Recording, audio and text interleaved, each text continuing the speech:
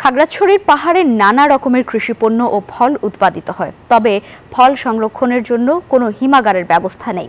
পণ্য সংরক্ষণ করতে না পেরে ন্যায্য মূল্য থেকে বঞ্চিত হচ্ছেন কৃষক। এমন সময় কৃষিপণ্য সংরক্ষণে এক কৃষকের অভিনব উদ্ভাবন এই জেলায় সাড়া জাগিয়েছে। খাগড়াছড়ি থেকে মোহাম্মদ জহুরুল আলমের তথ্যচিত্র, ডেস্ক রিপোর্ট।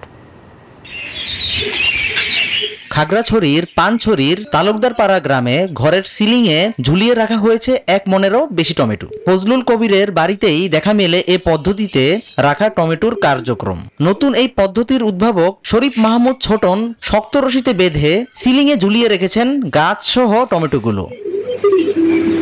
বান্ডেল থাকলে প্রতি সেনমানিতে টাকা বাঁচবে।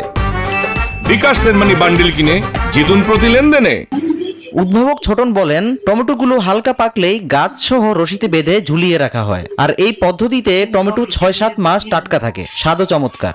8-9 বছর ধরে এইভাবে করে সংরক্ষণ করে রাখি। এভাবে সংরক্ষণ করে রাখলে প্রায় 6-7 মাস পর্যন্ত এগুলো ভালো থাকে। প্রতিবেশীরা জানান, প্রথমে বিষয়টি অদ্ভুত মনে হলেও এখন এই পদ্ধতির কার্যকারিতা দেখে অনেকেই মুগ্ধ। এখন অন্যরাও অনুসরণ করতে শুরু করেছেন এই পদ্ধতি।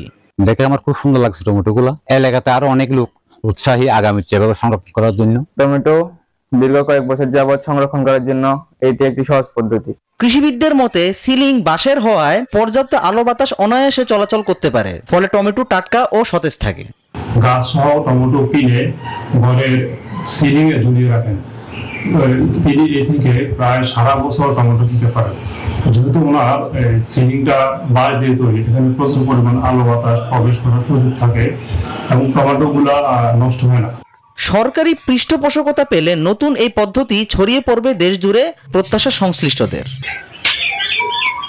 সজীব চৌধুরী, নিউজ 24।